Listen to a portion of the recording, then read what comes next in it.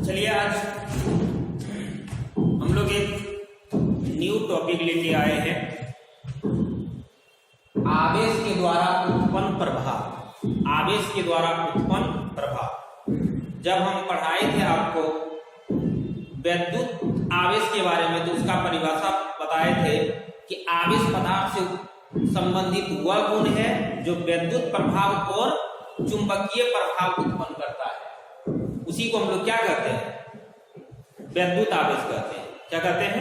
वैद्युत आवेश कहते हैं। तो अब हम लोग देखते हैं आवेश के द्वारा उत्पन्न प्रभाव कि आवेश क्या क्या प्रभाव डाल सकता है। ठीक है, आवेश क्या क्या प्रभाव डाल सकता है। हम लोग देखते हैं आवेश के द्वारा उत्पन्न प्रभाव क्या है, निम्नलिखित है।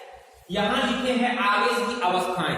किस अवस्था में आवेश रहेगा, किस अवस्था में मतलब आवेश रहेगा जो वह चुंबकीय क्षेत्र विद्युत क्षेत्र उत्पन्न करेगा, किस अवस्था में आवेश रहेगा जो कि चुंबकीय क्षेत्र उत्पन्न करेगा, और किस अवस्था में आवेश रहेगा जो कि वह क्या करेगा, विद्युत चुंबकीय तरंग उत्पन्न करेगा। तो यहाँ क्या लिखा हुआ है? आवेश की अवस्थाएं। यहाँ क्या लिखा हुआ है? आवेश की अवस्थाएं लिखा हुआ है। आवेश की अवस्थाएं लिखा है। अगर आवेश विरामा अवस्था में हो, किस अवस्था में हो? विरामा अवस्था में हो मेरे भाई, तो वह जो है विद्युत क्षेत्र उत्पन्न करता है। अगर आवेश किस अवस्था में हो? विरामा अवस्था में हो, तो वह विद्युत क्षेत्र उत्पन्न करता है। समझ में आ गया? वह चुंबकीय क्षेत्र उत्पन्न नहीं करता है और ना ही वह क्या करता है, विद्युत चुंबकीय तरंग उत्पन्न करता है। ना ही वह चुंबकीय क्षेत्र उत्पन्न करता है और ना ही वह क्या विद्युत चुंबकीय तरंग उत्पन्न करता है। कब? जब आवेश किस अवस्था में रहेगा? विरामा अवस्था में रहेगा तब।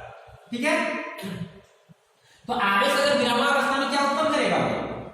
विद्युत क्षेत्र चुंबकीय क्षेत्र को उत्पन्न नहीं करेगा और न ही विद्युत चुंबकीय तरंग उत्पन्न करेगा। लेकिन जब आवेश नियत वेग से क्या हो, गतिशील हो, जब आवेश नियत वेग से गतिशील अवस्था में हो, मतलब क्या, नियत वेग से गतिशील अवस्था में आवेश हो, तो उस स्थिति में वह विद्युत क्षेत्र तो उत्पन्न करेगा है, साथ साथ वह चुंबकीय क्षेत्र भी उत्पन्न करेगा और वह जो है विद्युत चुंबकीय तरंग उत्पन्न नहीं करेगा। विद्युत चुंबकीय तरंग उत्पन्न नहीं करेगा। कब? जब आवेश किस अवस्था में हो? नियत वेग से गतिशील की अवस्था में हो। किस अवस्था में हो? नियत वेग से गतिशील की अवस्था में हो, तो उस स्थिति में आवेश जो है मेरे भाई, वह जो है विद्युत क्षेत्र उत्पन्न करेगा, चुंबकीय क्षेत्र उत्पन्न करेगा और क्या, विद्युत चुंबकीय तरंग उत्पन्न करेगा। सॉरी, विद्युत चुंबकीय तरंग को उत्पन्न नहीं करेगा। अगला 3 अवस्था क्या है? अगला है त्वरित अवस्था। कौन सा अवस्था है? त्वरित अवस्था है। कौन सा अवस्था है? त्वरित अवस्था।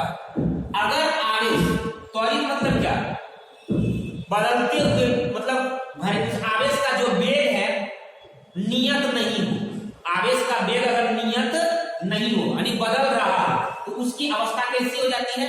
त्वरित अवस्था हो जाती है। जब आवेश और नियमित वेग से गतिशील हो, तो वह चुंबकीय क्षेत्र भी उत्पन्न करेगा, सॉरी विद्युत क्षेत्र भी उत्पन्न करेगा, चुंबकीय क्षेत्र भी उत्पन्न करेगा और साथ साथ में वह क्या करेगा, विद्युत चुंबकीय तरंग भी उत्पन्न करेगा। वह क्या करेगा? विद्युत चुंबकीय तरंग उत्पन्न करेगा। तो क्वेश्चन पूछेगा कि आवेश यदि त्वरित अवस्था में हो, यदि आवेश अगर त्वरित अवस्था में हो, तो वह क्या क्या उत्पन्न कर सकता है? तो विद्युत क्षेत्र उत्पन्न कर सकता है, चुंबकीय क्षेत्र उत्पन्न कर सकता है और विद्युत चुंबकीय तरंग उत्पन्न कर सकता है। मतलब कहने का मतलब वह तीनों उत्पन्न कर सकता है। अगर आवेश विरामा अवस्था में हो, तो वह सिर्फ विद्युत क्षेत्र उत्पन्न करेगा। अगर आवेश नियत वेग से गतिशील अवस्था में हो, तो वह विद्युत क्षेत्र और चुंबकीय क्षेत्र दोनों उत्पन्न करेगा, विद्युत चुंबकीय तरंग उत्पन्न नहीं करेगा। और वह त्वरित अवस्था में हो, तो वह विद्युत क्षेत्र, चुंबकीय क्षेत्र और विद्युत चुंबकीय तरंग उत्पन्न करेगा। ठीक है, तो हम लोग अभी इस कौन सा चैप्टर पढ़ रहे हैं? हम लोग चैप्टर पढ़ रहे हैं इलेक्ट्रोस्टैटिक्स। हम लोग क्या पढ़ रहे हैं? इलेक्ट्रोस्टैटिक्स पढ़ रहे हैं। क्या पढ़ रहे हैं? इलेक्ट्रोस्टैटिक्स पढ़ रहे हैं। इलेक्ट्रोस्टैटिक्स चैप्टर पढ़ रहे हैं। तो इलेक्ट्रोस्टैटिक्स में जो है आवेश किस अवस्था में रहता है? विरामा अवस्था में पढ़ते हैं हम लोग। मतलब क्या, आवेश किस अवस्था में रहता है? इसमें विरामा अवस्था में रहता है। अगर आवेश विरामा अवस्था में है, तो हम लोग क्या पढ़ेंगे? विद्युत क्षेत्र पढ़ेंगे। हम लोग क्या पढ़ेंगे? विद्युत क्षेत्र पढ़ेंगे। अगर आवेश किस अवस्था में हो? विरामा अवस्था में हो, तो हम लोग क्या पढ़ेंगे? विद्युत क्षेत्र पढ़ेंगे। क्या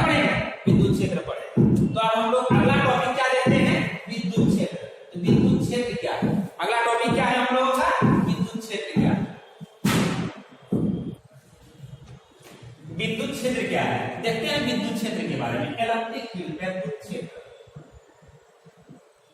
विद्युत क्षेत्र या विद्युत क्षेत्र की तीव्रता, विद्युत क्षेत्र या विद्युत क्षेत्र की क्या तीव्रता, विद्युत क्षेत्र या विद्युत क्षेत्र की तीव्रता। तीव्रता के बारे में जानते हैं, इसका इंग्लिश हो जाएगा इलेक्ट्रिक फील्ड या electric field intensity, electric field intensity, electric field या इलेक्ट्रिक फील्ड क्या इंटेंसिटी। तो इसका हम लोग परिभाषा कर सकते हैं कि आवेश का वह क्षेत्र, आवेश का वह क्षेत्र जहां तक आकर्षण या प्रतिकर्षण बल का अनुभव किया जाता है उसे ही हम लोग क्या करते हैं, विद्युत क्षेत्र कहते हैं। आवेश का वह क्षेत्र जहां तक आकर्षण या प्रतिकर्षण बल का क्या किया जाता है, अनुभव किया जाता है, उसी को हम लोग क्या कहते हैं, विद्युत क्षेत्र कहते हैं। या इसका दूसरा परिभाषा हम लोग कर सकते हैं कि किसी आवेशित वस्तु के चारों ओर, किसी आवेशित वस्तु के चारों ओर किसी बिंदु पर रखे इकाई धन आवेश पर लगे बल को ही हम लोग क्या कहते हैं, विद्युत क्षेत्र या विद्युत क्षेत्र की तीव्रता कहते हैं। क्या कहते हैं, विद्युत क्षेत्र या विद्युत क्षेत्र की तीव्रता कहते हैं। मतलब पहले हम लोग समझ लेते हैं क्षेत्र क्या होता है, क्षेत्र क्या होता है, समझते हैं क्षेत्र, एरिया, एरिया क्या होता है, क्षेत्र।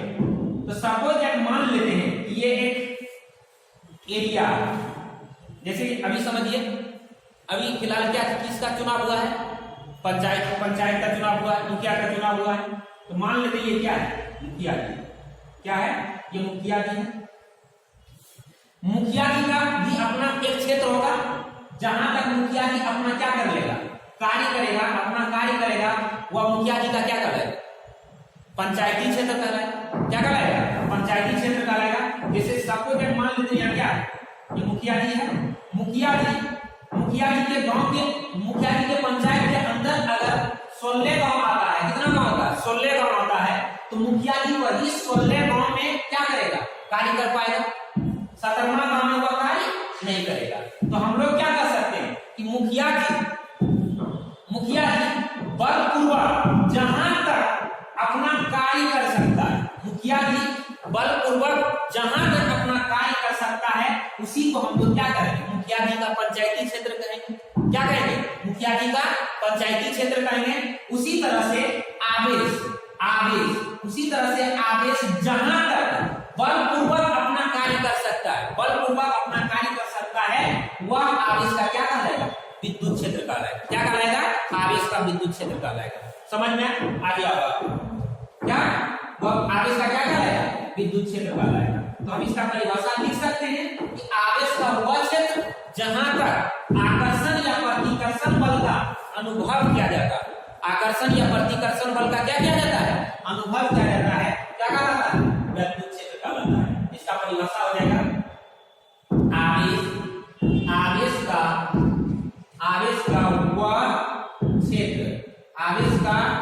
वह क्षेत्र जहां तक आवेश का वह क्षेत्र जहां तक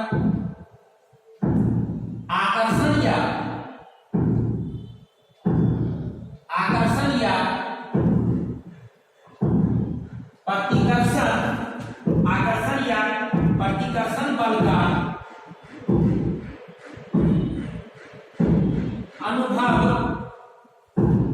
अनुभव किया जाता है, आकर्षण या प्रतिकर्षण बल का क्या किया जाता है, अनुभव किया जाता है, विद्युत क्षेत्र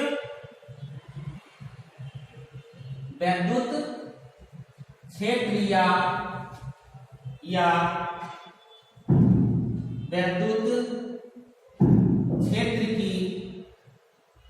विद्युत क्षेत्र की तीव्रता कहलाता है। क्या बताए, आवेश का वह क्षेत्र क्या जाता है, विद्युत क्षेत्र या विद्युत क्षेत्र की तीव्रता कहलाता है।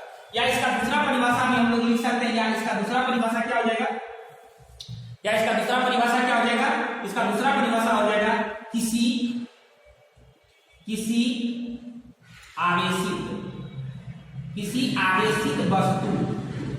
आवेशित वस्तु के चारों ओर, किसी आवेशित वस्तु के चारों ओर किसी बिंदु पर, किसी आवेशित वस्तु के चारों ओर किसी बिंदु पर रखे, किसी बिंदु पर रखे इकाई धन आवेश, इकाई धन आवेश पर लगे बल, लगे आकर्षण या प्रतिकर्षण, लगे आकर्षण या प्रतिकर्षण बल को ही, आकर्षण या प्रतिकर्षण बल को ही उस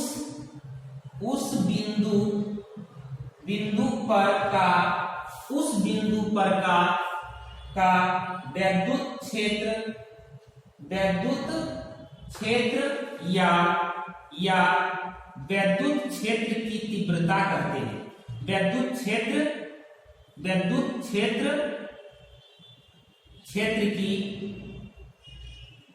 तीव्रता कहते हैं। समझ में आ गया होगा क्या हमें लिखा है कि किसी आवेशित वस्तु के चारों ओर किसी बिंदु पर रखे इकाई धन आवेश पर लगे आकर्षण या प्रतिकर्षण बल को हम लोग क्या कहते हैं, आकर्षण या प्रतिकर्षण बल को ही उस बिंदु पर का विद्युत क्षेत्र या विद्युत क्षेत्र की तीव्रता कहते हैं। क्या कहते हैं, विद्युत क्षेत्र की तीव्रता कहते हैं। विद्युत क्षेत्र जो है सदिश राशि है। विद्युत क्षेत्र कौन सी राशि है, सदिश राशि है। विद्युत क्षेत्र कौन सी राशि है, सदिश राशि है। इसे वेक्टर ई से सूचित किया जाता है। विद्युत क्षेत्र कौन सी राशि है, सदिश राशि है। तो यहाँ पे पहला नंबर पॉइंट देके लिखेंगे विद्युत क्षेत्र एक सदिश राशि है, इसे वेक्टर ई से सूचित किया जाता है।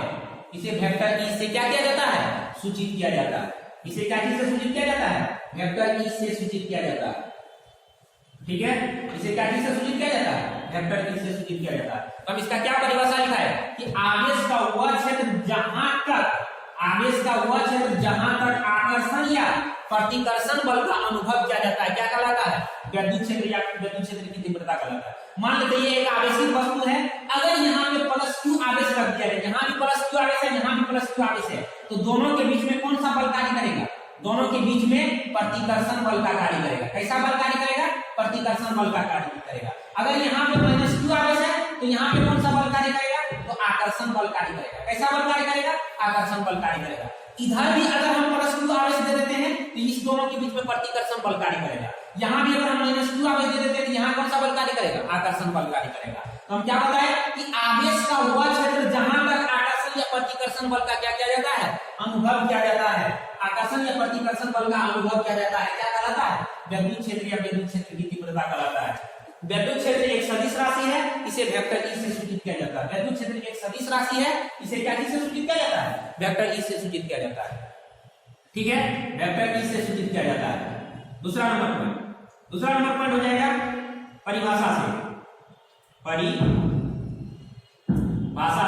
परिभाषा से विद्युत क्षेत्र बराबर क्या फॉर्मूला होगा, विद्युत क्षेत्र ई बराबर फॉर्मूला हो जाएगा, विद्युत क्षेत्र वेक्टर ई बराबर फॉर्मूला आ जाएगा बल बटे आवेश होगा। क्या होगा, बल बटे आवेश होगा। क्या हो जाएगा, बल बटे आवेश हो जाएगा। ई बराबर हो जाएगा एफ बटे कितना, एफ बटे क्यू हो जाएगा। ई बराबर क्या हो जाएगा, एफ बटे क्यू हो जाएगा। ठीक है, या हम इसको ये भी लिख सकते हैं, या यहाँ से अगर हम बल का मान निकालेंगे तो एफ बराबर हो जाएगा क्यू इंटू ई। इसीलिए लिख लो, या इसीलिए एफ बराबर क्या हो जाएगा, क्यू इंटू ई हो जाएगा। क्या हो जाएगा, क्यू इंटू ई हो जाएगा। ठीक, तीसरा नंबर पॉइंट क्या हो जाएगा, तीसरा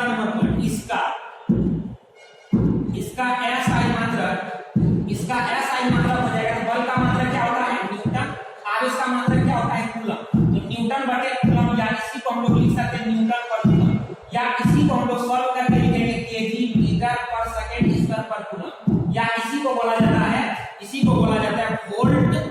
वोल्ट पर मीटर। क्या बोला जाता है? वोल्ट पर मीटर होता है। क्या होता है? वोल्ट पर मीटर होता है। दूसरा नंबर हो जाएगा, सॉरी इसका चौथा नंबर पॉइंट हो जाएगा इसका बीमा। क्या? इसका बीमा। इसका जो बीमा हो जाएगा, इसका बीमा हो जाएगा ml t पे पावर -3 a पे पावर -1 होता है। ml t पे पावर -3 a पे पावर -1 होता है। कैसे हुआ? तो यहां से होता है इसका मान। कहां से होता है? यहां से इसका मान होता है। कैसे? तो देखो यहाँ पे केजी मीटर पर सेकंड स्क्वायर पर कूलम है। क्या है? पर कूलम है। तो हम लोग लिख सकते हैं यहाँ पे केजी के लिए क्या लिखेंगे? केजी के लिए भाई हम लोग लिखेंगे m, मीटर के लिए क्या लिखेंगे? l, सेकंड के लिए क्या लिखेंगे? t पे पावर -2, आवेश के लिए क्या लिखेंगे? at पे पावर -1, at पे पावर कितना? -1 लिखेंगे। इसको सॉल्व करेंगे तो ये माना जाए। ठीक है, इसको सॉल्व करेंगे तो ये माना जाए। अब देखिएगा, अगर विद्युत क्षेत्र मेरा सदिश राशि है, विद्युत क्षेत्र अगर मेरा सदिश राशि है तो इसकी दिशा होगा कि नहीं होगा? तो विद्युत क्षेत्र अगर सदिश राशि है तो इसकी क्या हो जाएगा? दिशा होगा। विद्युत क्षेत्र की जो दिशा होती है, चौथा नंबर पॉइंट जो हो जाएगा, पांचवा नंबर जो पॉइंट हो जाएगा इसका, विद्युत क्षेत्र की जो दिशा होती है, अगर ये सदिश राशि है, विद्युत क्षेत्र अगर सदिश राशि है तो विद्युत क्षेत्र की जो दिशा हो जाएगी, विद्युत क्षेत्र की दिशा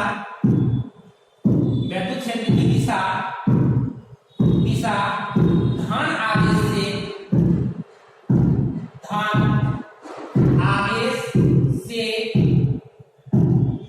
ऋण आवेश की ओर होता है। धन आवेश से किधर होता है? ऋण आवेश की ओर होता है। विद्युत क्षेत्र सदिश राशि है, इसलिए इसकी दिशा जो होती है धन आवेश से किधर होता है? ऋण आवेश की ओर होता है। मतलब धन आवेश से किधर हो जाता है? ऋण आवेश की ओर होता है। धन आवेश से किधर हो जाता है? ऋण आवेश की ओर होता है।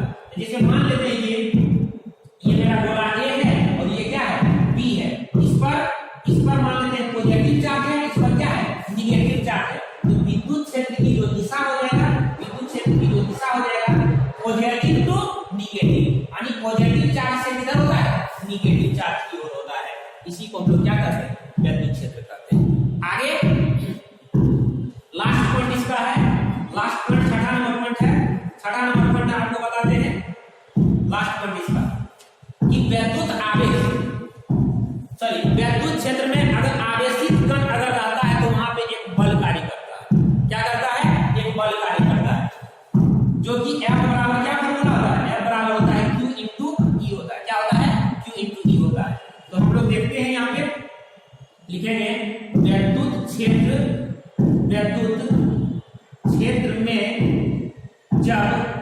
क्षेत्र में जब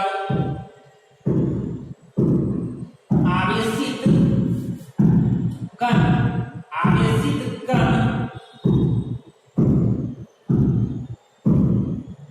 रहता है तो विद्युत क्षेत्र में जब आवेशित कण रहता है तो वहां एक बल कार्य करता है। तो वहां एक बल कार्य करता है। क्या करता है? एक बल कार्य करता है। क्या करता है? एक बल कार्य करता है। अर्थात हम लोग जानते हैं क्या? बल बराबर अभी पूरा फॉर्मूला लिखाए थे। कौन सी बल कार्य करता है? Q into E। बल बराबर क्या होता है फॉर्मूला? F बराबर Q इंटू E होता है। बल बराबर क्या होता है? F Q इंटू E होता है। बल बराबर क्या होता है? Q इंटू E होता है। वेक्टर F बराबर क्या होता है? Q इंटू E होता है। यहाँ लिखेंगे क्योंकि इसके आगे, क्योंकि हम जानते हैं, क्या करते हैं? हम जानते हैं। क्या जानते हैं? हम जानते हैं कि F बराबर फॉर्मूला क्या होता है? ma होता है। क्या होता है? ma होता है। क्या होता है? F बराबर फॉर्मूला ma होता है। इसीलिए F बराबर क्या होगा? Q इंटू E, और F का वैल्यू है कितना? ma है। क्या है? ma है। यहाँ लिख सकते हैं एम ए बराबर क्यू ई। अगर हमको यहाँ से ए का वैल्यू निकालना है तो क्या हो जाएगा, क्यू ई और बटे में कितना हो जाएगा, एम हो जाएगा। क्यू ई और बटे में क्या हो जाएगा, एम हो जाएगा। इसमें तो मीटर पर सेकेंड स्क्वायर में होगा, इसमें हो जाएगा मीटर पर सेकेंड स्क्वायर में हो जाएगा। जहां ए क्या है, जहां ए क्या है, जहां ए है, जहां ए जो है ए इक्वल टू है विद्युत क्षेत्र में